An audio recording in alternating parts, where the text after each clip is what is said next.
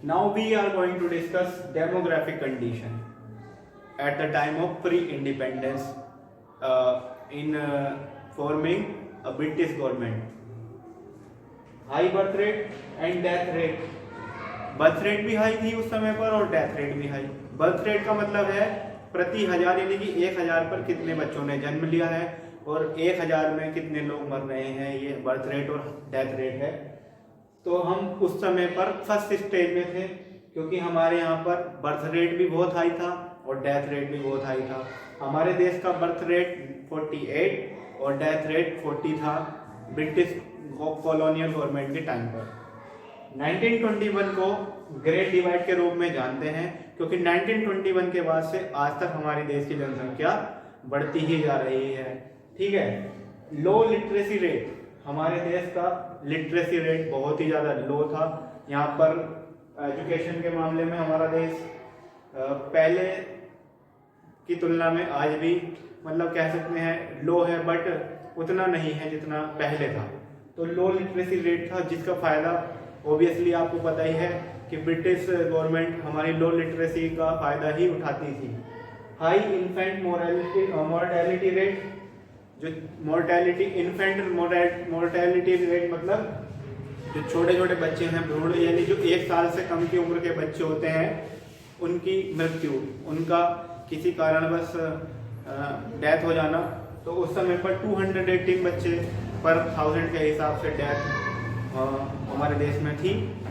Poor health facilities, और जिनका सबसे बड़ा कारण क्या था, जैसे कहना चाहिए हाई बर्थ रेट और डेथ रेट का कारण, या फिर low literacy rate, high infant mortality rate, इन सब का कारण पुअर हेल्थ फैसिलिटीज भी थी।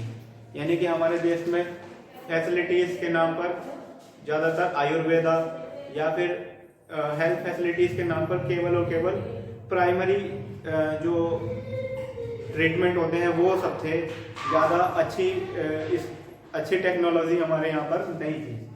अब बात करें हम जैसे हाई लेवल ऑफ पॉवर्टी का जो चैप्टर है वो आपको आने वाले टाइम में पढ़ने के लिए भी मिलेगा, लेकिन डेमोग्राफिक कंडीशन हम पढ़ रहे हैं at the time of pre independence, यानी कि on the eve of independence के समय की।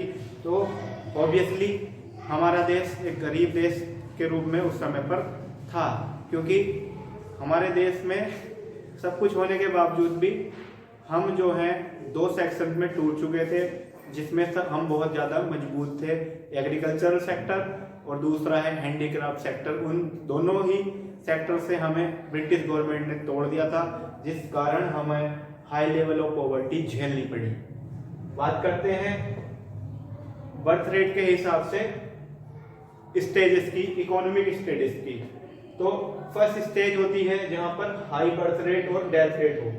जहां पर हाई बर्थ रेट और हाई डेथ रेट हो तो उसे स्टैंडर्ड इकोनॉमी में शामिल किया जाता है। स्टैंडर्ड इकोनॉमी लाइक ऐसी इकोनॉमी जो बिल्कुल रुक सी गई हो, एक जगह पर ठहराव आ गया हो, मतलब एक तरह फिक्स इकोनॉमी जो बिल्कुल ठहर गई हो।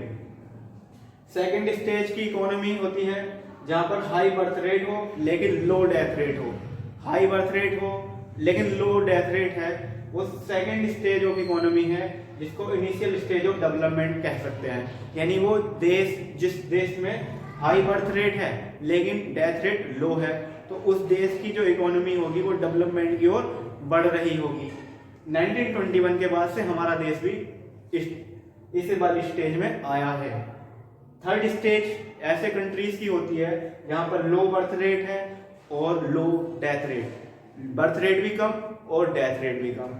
ऐसे देश डेवलपमेंट या डेवलप्ड इकोनॉमी वाले देश होते हैं।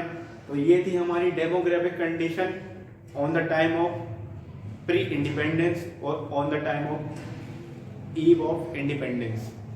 सो we are going one by one, हमें टॉपिक क्लियर होते जा रहे हैं और इस कंडीशन को पढ़ के हम समझ पाएंगे कि अंग्रेजों ने हमारे देश में स्वतंत्रता से पहले क्या क्या किया। अगला भी टॉपिक आएगा